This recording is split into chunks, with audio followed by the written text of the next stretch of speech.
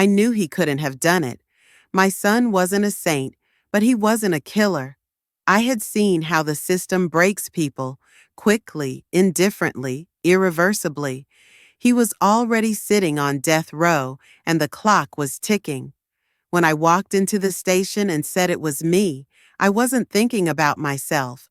I was thinking I could save his life and prove the truth later. But I didn't realize one thing. When you willingly brand yourself a murderer, the mark seeps into your skin forever. If this story resonated with your soul, click subscribe and let me know in the comments which city or country you're listening from. I'm truly curious to know where you're tuning in from. My name is Grace Hartman. I was 52 when everything changed, though if you'd asked me then, I might have told you that change was for younger people, those still running toward futures, not just trying to preserve what they had. I lived in a small town in Ohio, the kind with streets named after trees and people who knew each other's dogs better than each other's secrets. My house sat on the corner of Mulberry and 6th, a squat blue single-story with peeling shutters and a porch swing that creaked like it had something to say. I was a librarian, 30 years behind the front desk of the main branch downtown, my name printed neatly on a plastic badge I wore like a second skin. The job suited me. Quiet, predictable, filled with the paper breath of old books and the hushed voices of people searching for facts, for fiction, for answers they couldn't ask out loud. I liked that kind of searching. I liked the silence between sentences. I liked the way stories held people together without anyone ever needing to say too much. I lived alone, not lonely, just quiet. My husband, Alan, had left when our son was 10. He said he couldn't breathe in this life anymore, that the weight of it pressed in from all sides. I hadn't known what to say then, so I said nothing. I let him go, and then I taught myself how to make casseroles for 2 instead of 3. I threw myself into work, into motherhood, into the long, slow art of surviving someone's absence. My son, Caleb, was the axis around which my world turned. He was 26 now, tall like his father, eyes like mine, gray and thoughtful, always looking like he was trying to read a deeper meaning behind everything you said. He lived a few hours away in Columbus. We spoke often, not every day, but enough. He'd studied art history and then drifted into community work. Not flashy, not loud. That was never his way. He volunteered at a youth center, taught after-school programs, helped kids who didn't trust easily. I was proud of him in the way that makes your heart ache quietly at night. My days had a rhythm. I woke at 6:30, made a pot of weak coffee, sat by the kitchen window while the sun yawned its way into the sky. I listened to NPR while getting dressed. At work by 8, home by 5:30. I had a cat named Florence who hated everyone but me. I read novels before bed, slowly, with a pencil in hand, to underline sentences that moved something in me. I wore cardigans with elbow patches and kept a jar of peppermint candies at my desk for the neighborhood kids who stopped in after school. To most people, I suppose, I was invisible. The kind of woman you pass in a grocery store aisle and nod to out of vague recognition. Safe, dull, maybe. But I liked my life. I liked the way I could count on it, the way it made sense. There were photographs on my mantle. Caleb in his cap and gown. Caleb blowing out birthday candles. Caleb at the lake with a fishing pole twice his size. I didn't have many pictures of myself. I never liked being on that side of the lens.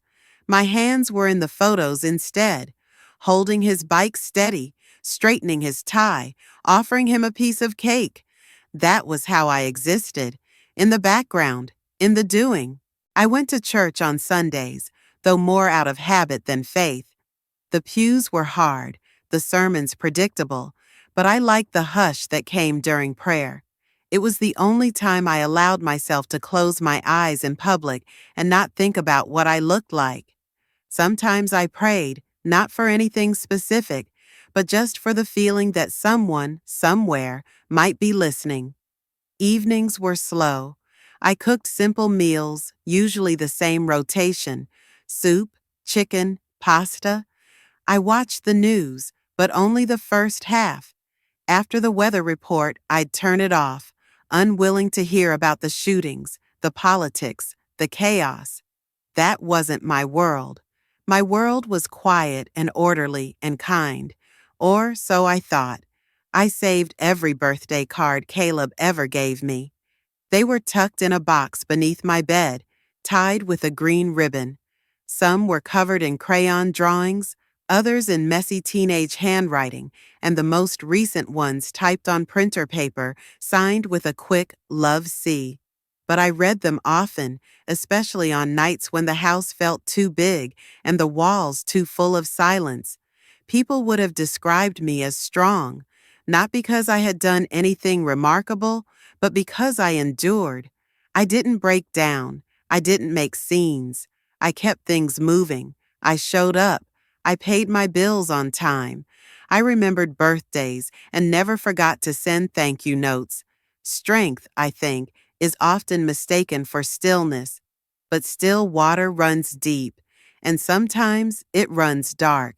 I wasn't the kind of person bad things happened to, or so I had always believed. I lived right. I followed the rules. I taught my son to do the same. When he was young, I drilled it into him. Be honest, take responsibility, own your choices. I thought if I raised him with care and consistency, the world would reward him. That life would be fair, or at least survivable. But life doesn't care how carefully you stack the cards. Sometimes the wind shifts. Sometimes the storm comes anyway. The day the call came, I was making tea.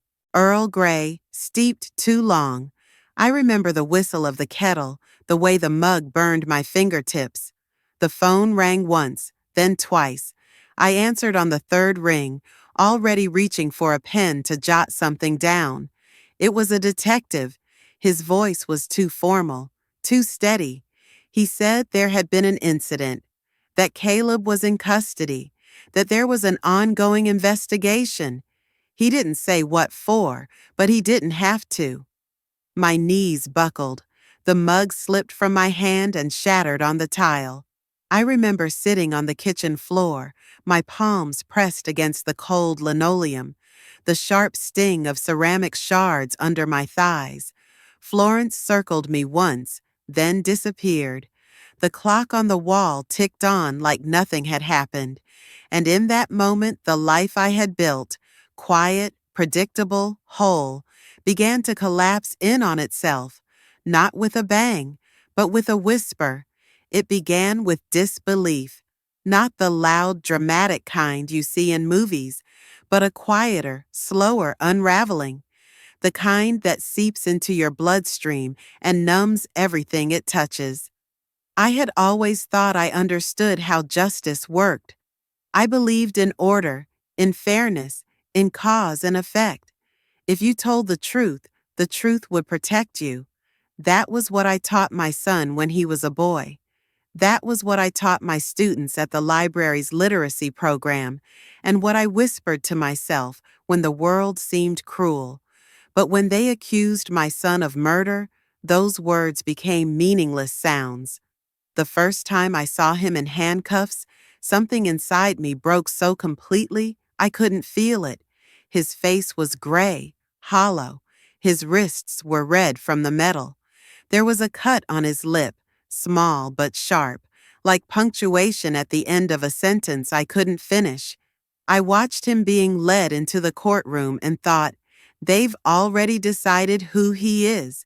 They don't see my son. They see a story that fits neatly into their world. A man with motive, with means, with blood on his hands. And I saw the way the jurors looked at him, afraid, dismissive, curious. and I realized that no amount of truth could save him from what they wanted to see. The evidence stacked up faster than I could keep up with it. A fingerprint on a piece of glass, DNA on a sweater, an eyewitness who swore she saw him near the scene. Every press conference painted him in darker shades. They called him a quiet loner with a violent temper. They took the boy I raised, the boy who rescued stray dogs, who stayed up late talking about art and music, and turned him into a monster. It was easier that way. People prefer monsters to mysteries. Monsters can be killed. The day they announced the charges, I sat in the courtroom and listened to words that didn't belong to my life. Premeditated, murder, death penalty. The sound of it made the air feel heavy, like breathing through wet cloth. My lawyer leaned over and told me not to worry, that this was just procedure. But procedure was what was killing him. Procedure was the rope tightening around his neck. Nights became unbearable. I sat at my kitchen table surrounded by case files, newspaper clippings, transcripts. The clock ticked loud enough to drown my thoughts. I went over every detail again and again, trying to find the hole, the missing thread. I called every lawyer I could afford, every advocate who would pick up the phone. They all said the same thing. The evidence was overwhelming. "We'll appeal," they promised, "but it doesn't look good." They said, "It doesn't look good," as if they were talking about weather, or a missed bus, or a bad test result. Not about my son's life.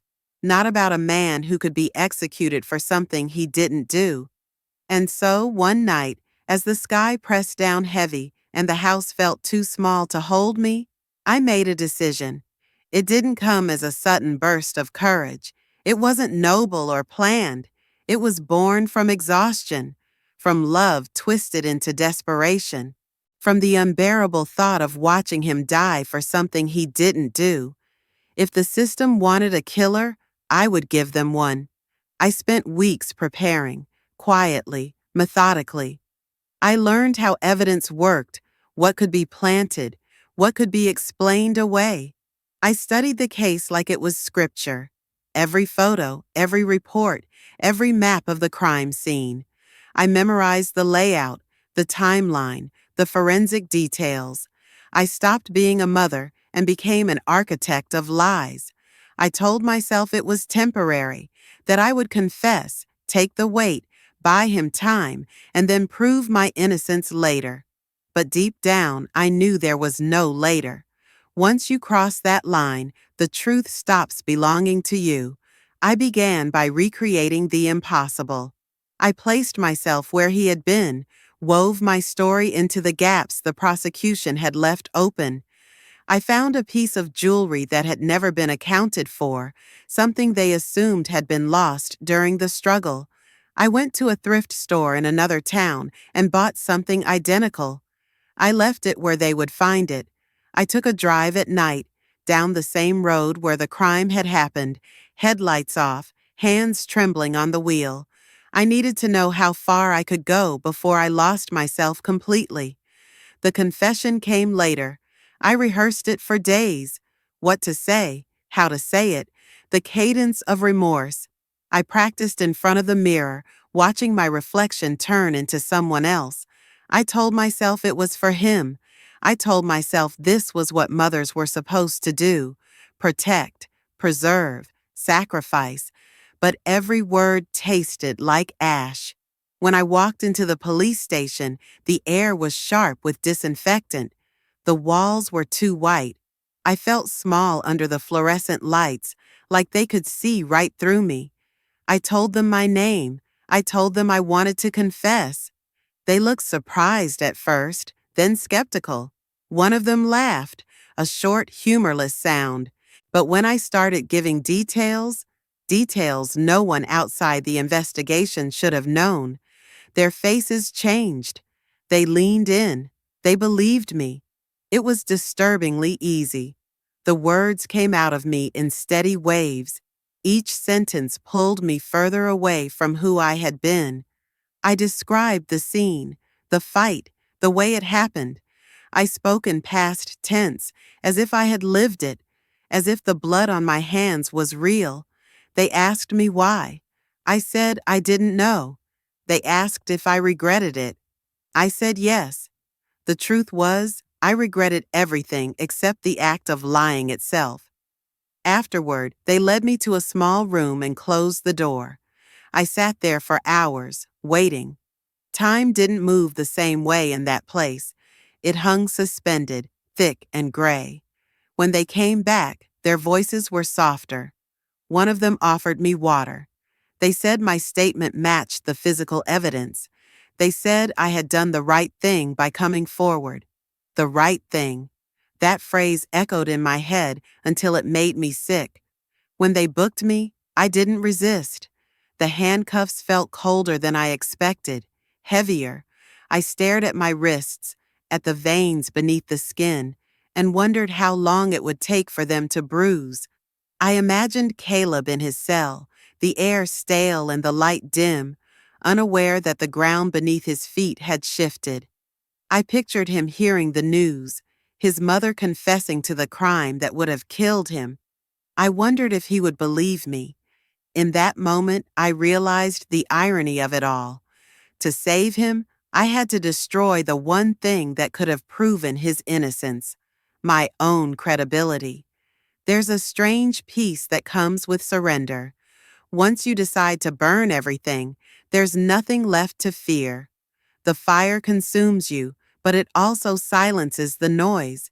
As they took my fingerprints, as they photographed me, as they led me into the holding cell, I felt the weight of my choice settle over me like a second skin. I crossed the line that night, not just into guilt, but into something deeper, something irreversible. And once I did, there was no turning back.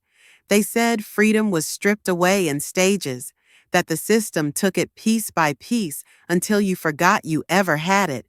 But for me, it vanished all at once, the moment they closed the cell door behind me. The sound was deep and final, like the world drawing its last breath. Everything that followed felt like living underwater, muffled, distorted, slowed to a strange rhythm that wasn't mine. I had imagined what prison might be like. I'd read about it, seen it in films. But imagination is merciful. It edits out the smells, the noises, the way time itself changes texture. Reality was harsher, more ordinary, more alive. The air smelled like bleach, sweat, and the faint sour trace of fear that clung to everyone. There was no silence, not even at night. The building hummed, metal doors slamming, footsteps echoing, the faint static of voices over intercoms. Even sleep felt supervised. The first thing I lost was my name. Grace Hartman became inmate 44827. The words rolled off the guards' tongues like a command, not a person. I had been so many things in my life: a mother, a librarian, a woman with routines and opinions. Now, I was a number stitched onto a uniform the color of dead leaves. I didn't know how to exist without the small rituals that used to define me: choosing what to wear, deciding what to eat, locking my own door. Choices were replaced by instructions. The illusion of control dissolved. My cell was small enough that I could stretch my arms and touch both walls. The bed was a slab of metal with a thin mattress, the kind that left your back aching by morning. The sink dripped constantly, a sound that measured time better than any clock. My cellmate was an older woman named Reba, though I only learned that weeks later. She spoke rarely, moved like she'd been there for lifetimes. Her eyes had a distant shine, not madness exactly, but a kind of permanent detachment, like someone who'd already died but hadn't stopped breathing. The first days blurred into each other. I learned the routine fast. Wake at dawn to the clang of doors, stand for count, file into the cafeteria. The food came on trays divided into sections: colorless lumps that pretended to be nourishment. I ate only enough to keep from fainting. The coffee tasted like ash and despair. Women talked loudly to fill the void, their voices layered over each other until words lost meaning. Laughter came sometimes, sharp and brittle, like glass shattering in the distance. In those early weeks, I was an outsider among outsiders. They watched me, my careful posture, my polite voice, my quiet eyes. They saw education, softness, something that didn't belong. Some were curious, others suspicious. A few were cruel just to see if I'd break. I didn't. Not because I was strong, but because I had already broken before I arrived. You can't wound what's already hollow. There were rules unspoken but sacred. Don't stare too long. Don't touch what isn't yours. Don't ask about crimes. Don't cry where anyone can see you. Kindness could be currency, or it could be a weapon. Every gesture meant something. Every silence had weight. I learned quickly that survival depended less on strength and more on perception. Reading people became my new form of literacy.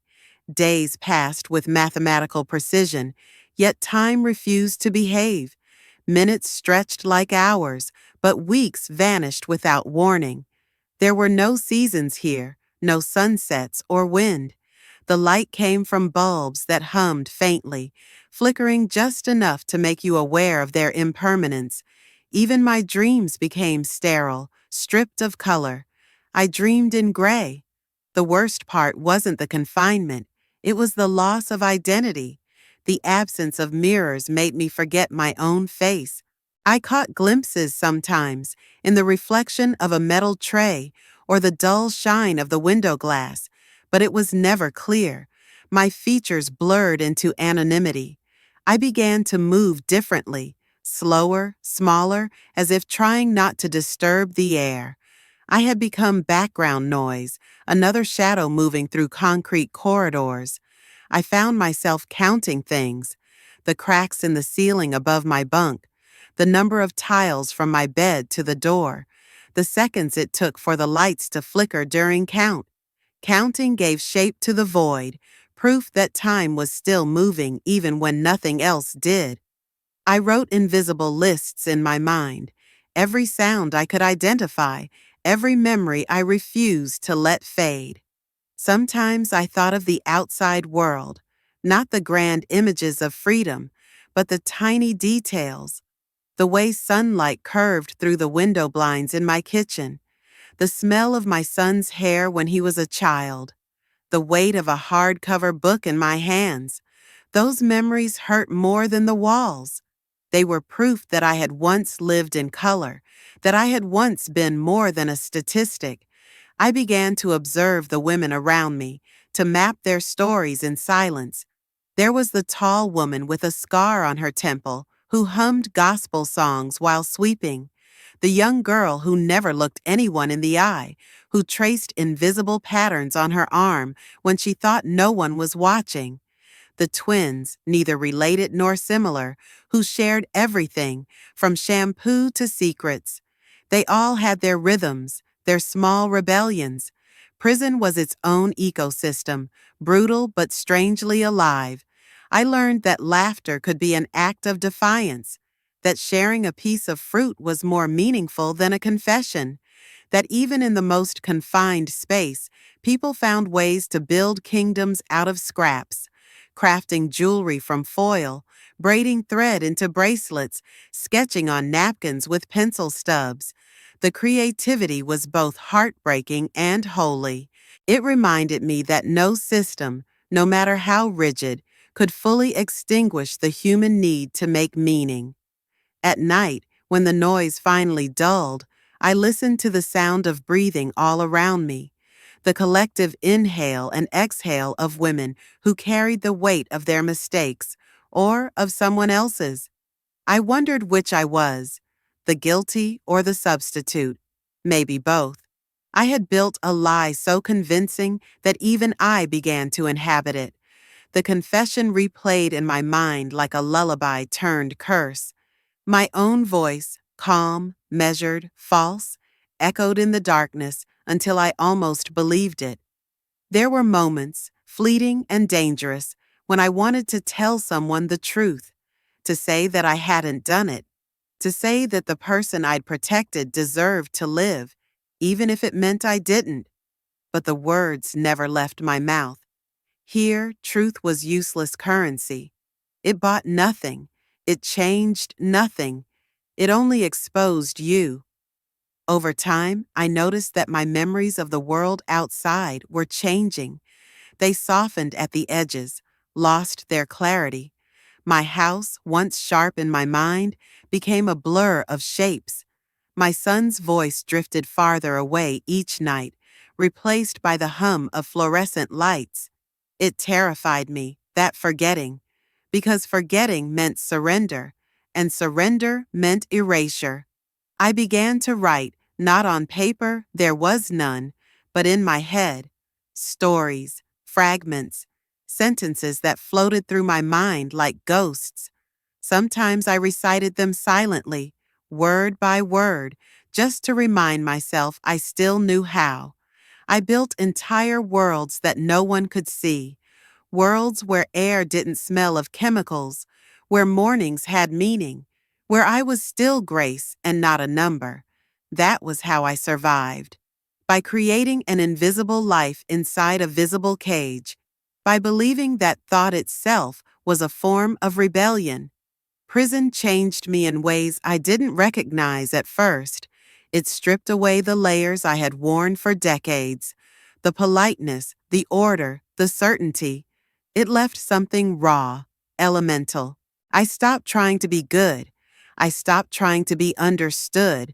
I simply existed. And in that existence, something strange happened. I began to see the truth about this place, about myself, about the world that had sent me here. The bars, the rules, the cruelty, they weren't the real prison. The real prison was the silence, the isolation, the slow erosion of belief that anything beyond these walls could still belong to me. It was then, sitting on my bunk under the constant hum of artificial light, that I understood. I had crossed into another universe, one where time bent differently, where names disappeared, where guilt and innocence no longer mattered. Only endurance did, and endurance was a language I had learned to speak fluently. It happened slowly, like rot beneath the surface of a painted wall. The cracks were small at first, easy to overlook, just a flicker in someone's eyes when they looked at me, just a question phrased slightly differently, just a gap in a timeline I had repeated so many times it had become part of me. But in prison, nothing stays buried. Truths fester here. They climb out through the cracks. I had convinced them. That much I knew. The confession had been enough. The details had matched. The wounds I described, the fabricated motive, even the supposed guilt in my voice. It all worked. It got my son out.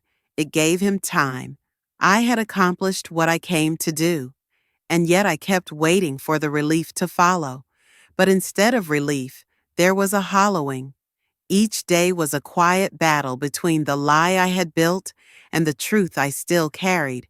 I watched women laugh and cry and rage around me while I stood somewhere outside myself. I became quieter, colder. My voice, when I used it, felt unfamiliar in my mouth. I could recite the story of that night without blinking, but there was no blood in it anymore, no pulse, just the dead rhythm of something memorized. And then came the hearing, a follow-up, a technicality, a formality.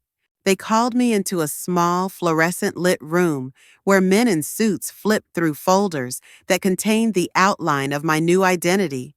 One of them asked a question I hadn't anticipated. It wasn't about the crime. It was about Caleb. They wanted to know if he had known about my involvement before the arrest. A procedural question, nothing more. But my throat caught. I hesitated. It was a breath, no longer than a blink. But in the world of legal procedure, hesitation is a wound, and every wound bleeds. They didn't say anything. They didn't nod or raise their eyebrows. But when I was escorted back to my cell, I knew something had changed. A door had opened behind me, and I couldn't unhear the creak.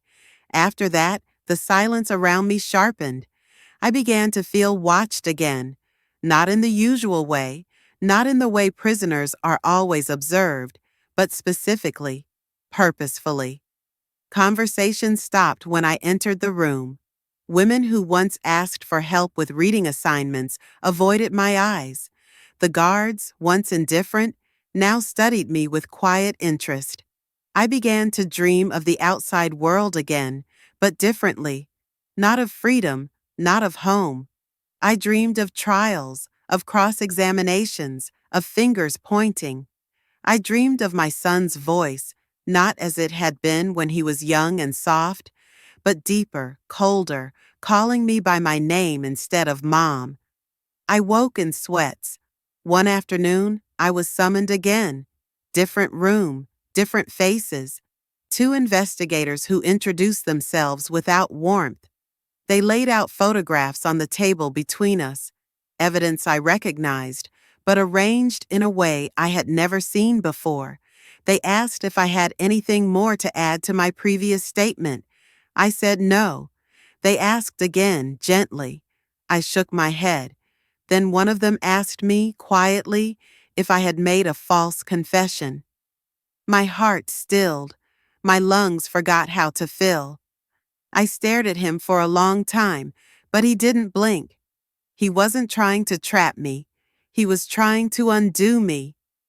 I lied again, said no, said I had nothing more to say. But the moment had already passed. The thread I had pulled in that earlier hearing had begun to unravel the entire tapestry. I saw it in their posture, in the way they didn't press further. They didn't need to, because they knew. They couldn't prove it, not yet, but they could feel it. And sometimes that's enough to start the machinery all over again. When I returned to my cell that night, Reba was sitting on her bunk with the light off. She didn't speak. She didn't have to. There's a way silence sits on your shoulders when someone knows something they shouldn't. I lay awake until dawn. My mind raced through every step I had taken to protect my son. Every angle I had covered, every piece I had manipulated. I thought I had accounted for everything. But people are not puzzles, and truth has its own hunger. That was the night I realized I had gone too far to turn back, not just legally, not just in terms of evidence or consequence, but inside. There was no version of my life where I could confess now and be believed. There was no scenario in which I told the truth and anyone cared. My sacrifice had become my identity. The lie had been absorbed into the bones of the case. If I tried to correct it, I would be painted as manipulative, unstable, cruel. The system doesn't like to be embarrassed, and worse, if I undid my lie, I would recondemn my son. That was the true point of no return. Not the lie itself, but the realization that I could never take it back. That I had reshaped reality in such a way that truth no longer had a place in it. I had gambled my freedom, my name, my soul on a single belief, that he was innocent, that saving him was worth everything. But now I was no longer sure. Doubt creeps in when you've built your world on secrets. It doesn't roar, it whispers. It tiptoes through your memory and rearranges what you thought was true. I began to question everything: his alibi, his behavior, the way he had gone quiet after the arrest, the way he hadn't visited, the way his letters had stopped. What if I had saved someone who didn't deserve saving? The question took root, deep and slow. I tried to shake it, tried to drown it in rationalizations, but it remained, persistent, heavy. That doubt became the echo of every footstep down the hallway. It became the tremble in my hands when I signed my name. It became the sick feeling in my stomach every time I heard a guard say my number out loud. I had crossed the line, not just from freedom into prison, not just from mother into criminal, but from certainty into something far worse, unknowing. And once I was there, no amount of love or sacrifice or justice could lead me back. It was not a sudden burst of sunlight or a clear, triumphant shift. There was no trumpet sound or crashing revelation. The light came slowly, like the soft drip of water into a metal sink, unnoticed at first. It didn't pierce the dark. It soaked through it, quietly, reluctantly. The first flicker came in the form of a book, a donated paperback with a torn cover and yellowed pages, handed to me by a volunteer during library hour. It was nothing special, just a battered copy of something I might have shelved in my old life without a second thought. But when I opened it, the scent of ink and paper hit me so hard I had to sit down. It smelled like before, like wood floors and silence and sun filtering through dusty blinds. I began to read. At first, just a few pages a day, then chapters. Then I devoured every book they let me have. I read with the hunger of someone trying to stitch her mind back together.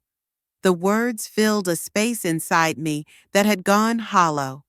They gave structure to the hours, meaning to the silence. They reminded me who I had been and, for fleeting moments, who I might still be. I started writing too, nothing grand, just small things.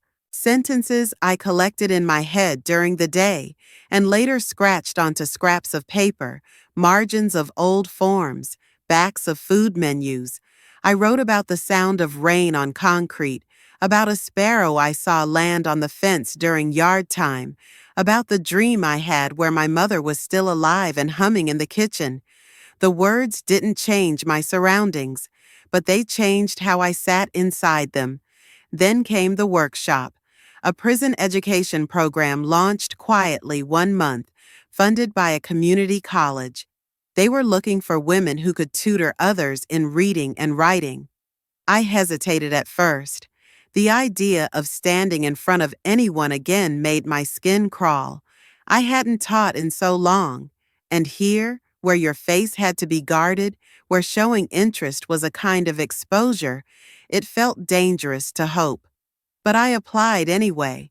I sat for an interview in a room that smelled like mildew and expectation. The coordinator was a wiry man in his 60s with kind eyes and a clipboard full of possibilities. He didn't ask about my crime. He didn't ask if I was guilty. He asked about grammar, about literature, about why I loved words. And just like that, I was back in a classroom, not the one with whiteboards and windows and school bells, but one made of cinder block and plastic chairs, and women who had been told their whole lives that they were dumb or dangerous or both.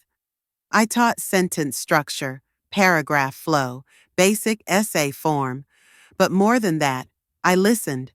I listened to their stories, to the way they shaped language around pain, around hope, around what they had lost, and what they still dared to want. I watched women who hadn't touched a book in 20 years write poems about their daughters. I saw one of them cry when she spelled her own name without help for the first time. We became a kind of tribe, those of us in that room, a quiet rebellion of minds refusing to rot in place. They started calling me Miss G. I didn't correct them. Something in me softened, not all at once and not permanently, but enough. I began to see my reflection again, not in glass or metal, but in their eyes when they looked at me, not with fear or judgment, but with recognition. And one day a letter came. It was postmarked Columbus. The handwriting was familiar, but older, more angular. I stared at it for hours before opening it. I had prepared myself for silence, for the kind of distance that calcifies over time. But there it was, my son's voice on paper. He told me he was working, volunteering again. He had read about the education program I was part of. He didn't say much, just that he hoped I was okay, that he thought of me, that he hadn't forgotten. I read that letter until the ink started to blur. He wrote again the next month, longer this time. He told me about his apartment, a cat he'd adopted. He didn't say he forgave me. He didn't ask for explanations. He simply showed up, word by word. Our correspondence became a ritual, a tether. We didn't revisit the past. We existed in the now. We talked about books, music, the weather. He sent me clippings from magazines, articles he thought I'd like, photographs of things he saw on walks. I taped one of them above my bunk, a tree with golden leaves bending over a river. That photograph was my window. Time still moved slowly. The days still stretched and curled and bled into each other. But the gray began to lift in places, not entirely, not always, but enough to breathe. I started sleeping through the night again. Not every night, but some. I woke less often with my fists clenched. I smiled more. I cried more too. But the tears came from a different place now. Not despair, not panic, but release. One afternoon, a girl in my class raised her hand and asked me how I stayed so calm. I didn't know how to answer. But later, lying on my bunk, I realized something. It wasn't that I was calm. It was that I had surrendered, not to punishment, not to guilt, but to the idea that life could still hold pieces of beauty even inside ruin, that grace could grow in the cracks, that light could reach even the most buried parts of us. I was still an inmate, still a woman who had confessed to something unthinkable, still a person navigating the aftermath of a lie so enormous it had become its own truth. But I was also a teacher again, a reader, a writer, a mother, a woman moving slowly, steadily toward a version of herself she could almost look in the eye. And in that movement, I found the tunnel, and in that tunnel, I found the light. When they told me I was going to be released, I didn't feel anything. Not relief, not joy, just a numb stillness, like a long-held breath that had gone stale in my lungs.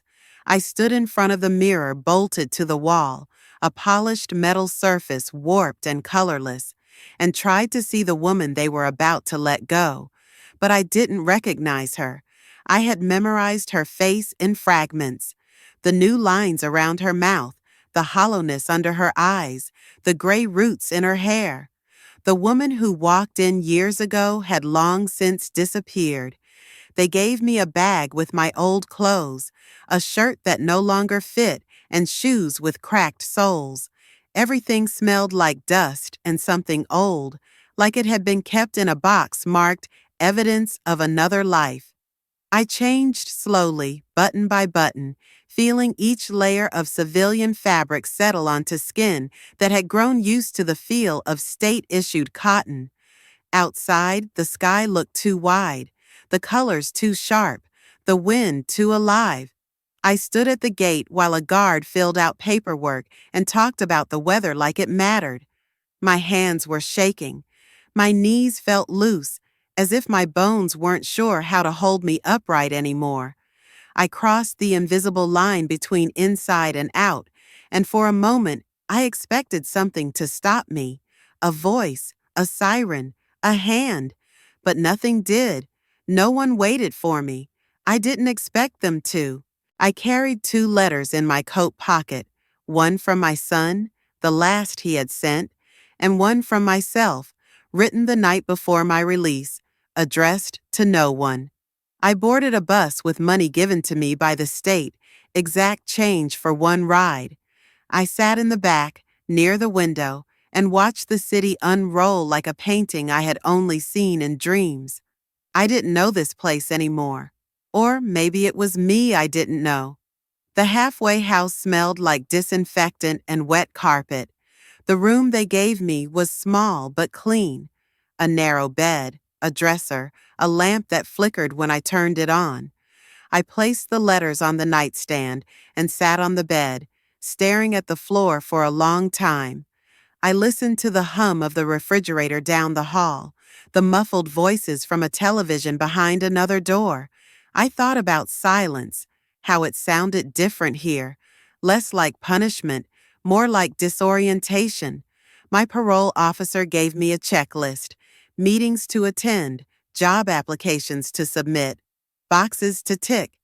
I followed it like I had learned to follow all rules, quietly, precisely, without resistance. I knew how to be obedient, but no one taught me how to belong again. I found work bussing tables at a diner that didn't ask questions. I kept my head down, took every shift they gave me.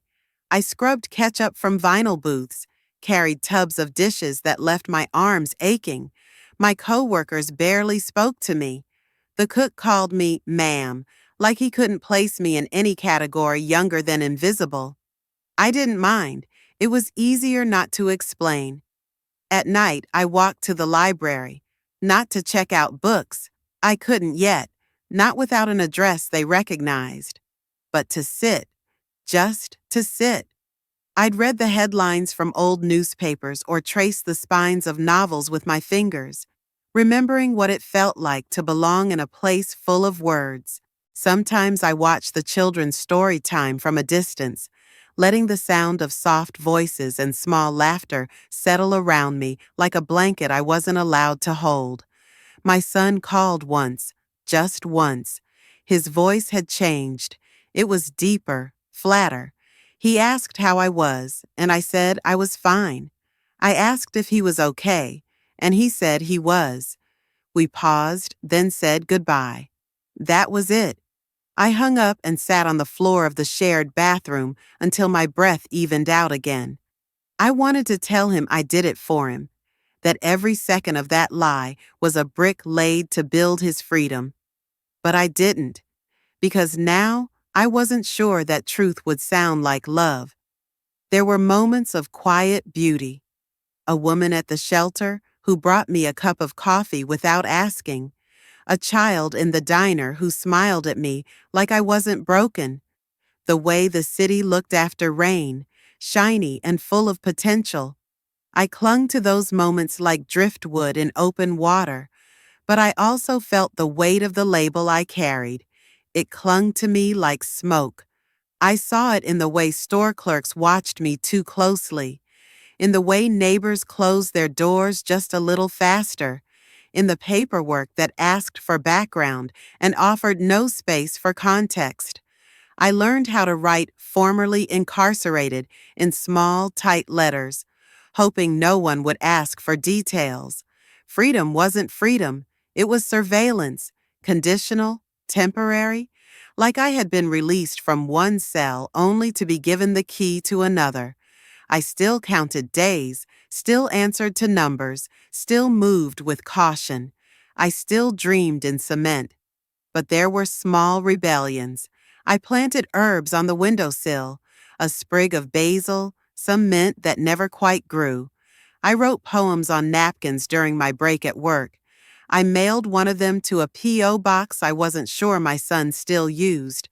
I told myself that healing didn't have to be loud, that some redemption came not from being proven innocent, but from learning how to exist in spite of guilt, or silence, or absence.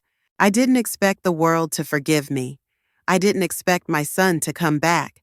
I didn't expect to love myself again. But one morning, as I sipped coffee that I had bought with my own money, in a chair that wasn't nailed to the floor, watching the sun warm the street outside the diner window, I realized something. I was alive, and after everything, that was something. Even if freedom still felt like a cage, even if the past still echoed through every corner of my life, I had survived the fire. I had stepped into the ashes, and I was still standing.